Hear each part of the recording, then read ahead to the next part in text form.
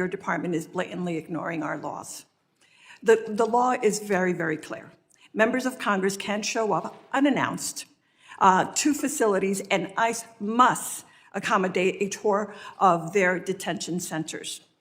The fact that your spokesperson suggested arresting members of Congress who were given a tour of the facility is disturbing and certainly dangerous. We will not accept threats or... This may look like a routine funding dispute, but it's actually a test of how power responds to oversight. What's really being tested here is whether executive agencies can delay critical decisions without answering to elected authority. This raises broader questions about accountability when public safety funding is paused behind closed doors. In this video, we'll break down what this moment reveals about control, transparency, and the limits of government discretion. Thank you. The chair now recognizes the gentlelady from New Jersey, Ms. Pou. Thank you, Mr. Chairman. Madam Secretary, good afternoon. I wish we could have heard from you before ramming through a $70 billion reconciliation bill. But nevertheless, I'm really happy that, and glad that we have a chance to speak with you today. Like many of my colleagues, I am deeply concerned that your department is blatantly ignoring our laws. The law is very, very clear. Members of Congress can show up unannounced to facilities, and ICE must accommodate a tour of their detention centers. The fact that your spokesperson suggested arresting members of Congress who were given a tour of the facility is disturbing and certainly dangerous. We will not accept threats or intimidation by anyone at your department or across the administration for exercising our constitutional oversight authority. Now, let me just refer now to my questions. The Trump administration's funding freeze has created chaos and unpredictability for state and local governments to respond to threats. Reportedly, $100 billion has been canceled or is being unlawfully withheld.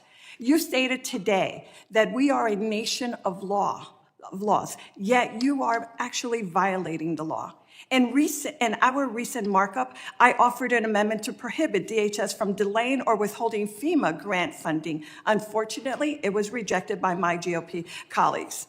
As my district ramps up for the World Cup, our first responders and municipalities require resources today. By delaying and withholding grants like the Homeland Security Grant Program, you do not just create uncertainty, you undermine the ability of state and local governments to begin security planning for one of the world's largest sporting events. Right now, you are a month behind issuing guidance on this critical funding. Similarly, guidance has not been issued for the nonprofit Grant Security Program, which protects synagogues, churches, and mosques from threats.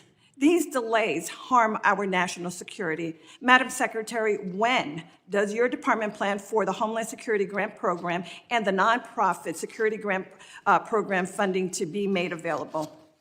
Congresswoman, every grant under the Department of Homeland Security is being evaluated to make sure that it's following statute as required by Congress as to how it should be allocated and obligated to local states and communities. So as many of those grants were paused and evaluated, you've seen that they've been continued and put out. But if they were misappropriated into things that were off of the guidance of how the grant should be utilized, then it was changed. But these grants that have been obligated and should go forward have been continued. Thank you. Thank you. Let me just real quickly, because I know our time is it's nearing to a close. As you know, New Jersey is one of 11 American citizens that will, cities, that will host the FIFA World Cup matches next year. The final match will be held in my district in New Jersey. There will be tens of thousands of spectators at the final match and hundreds of thousands more attending Fan Fest throughout the northern New Jersey area. The World Cup is a time of international competition and celebration, but I worry about the chilling effect of the Trump administration's anti-immigrant rhetoric and America's ability to serve as a welcoming host.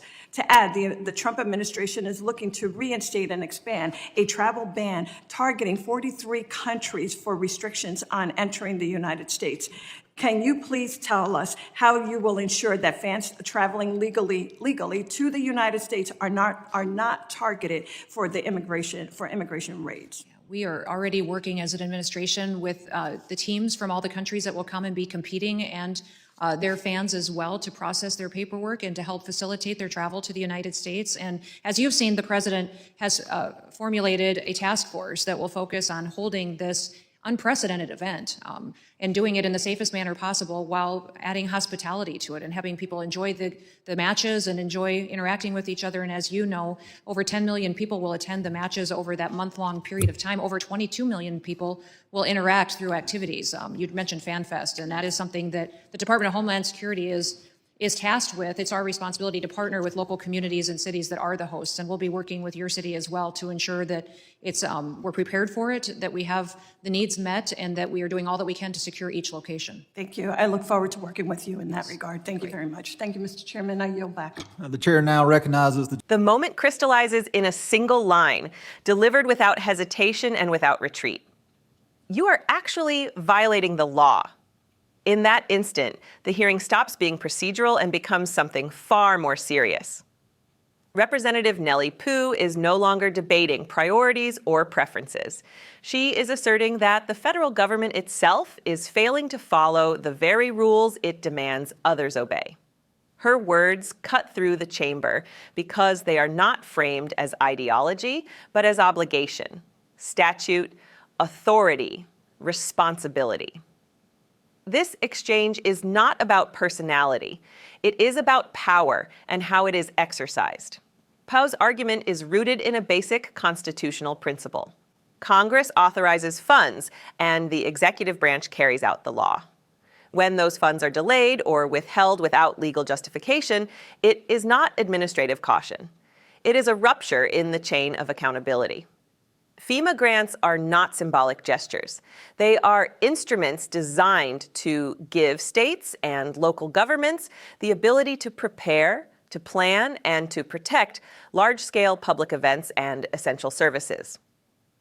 When guidance is delayed, when grants are paused, uncertainty replaces preparedness.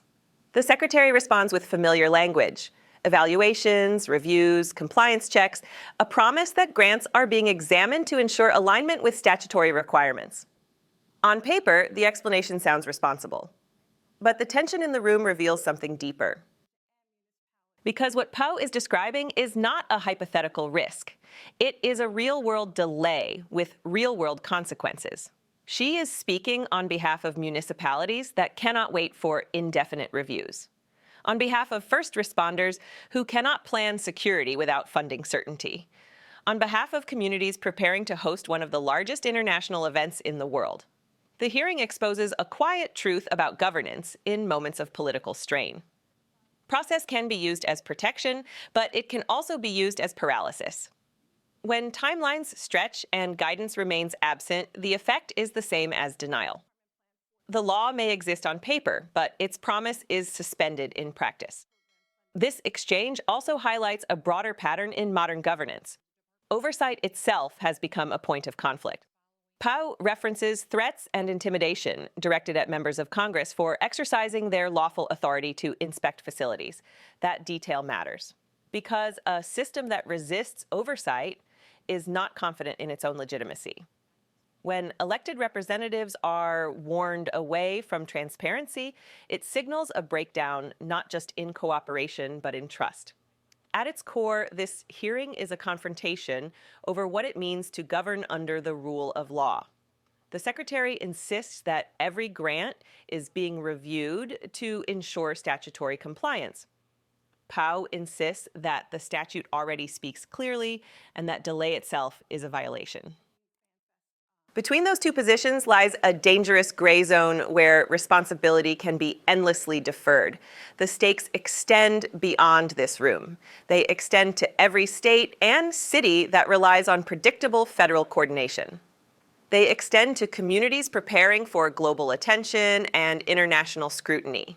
They extend to the credibility of a government that insists it is a nation of laws, while being accused of selectively applying them. What makes this moment resonate is its restraint.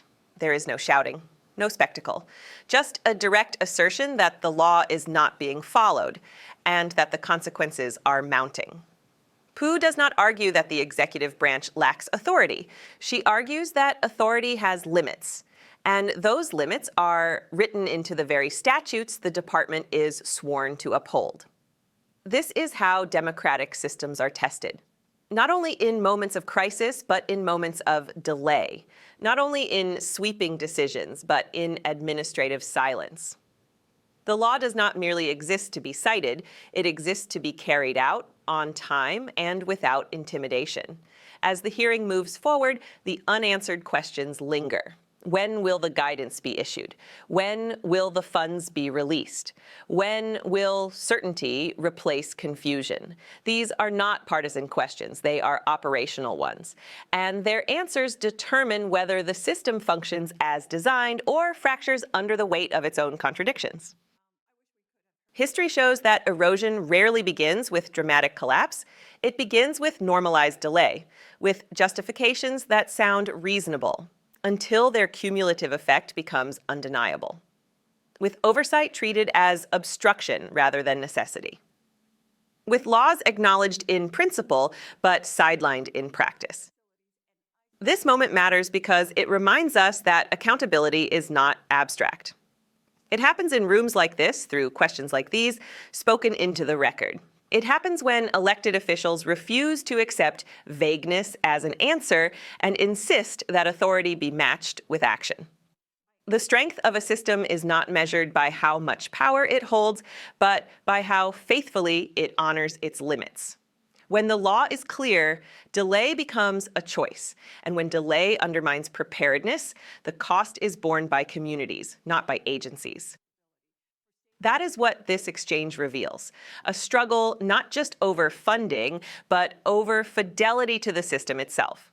This is why oversight matters. This is why transparency matters. And this is why moments like this must not pass unnoticed. If you believe accountability should be enforced, not postponed, support our work. Subscribe to Liberty Report USA.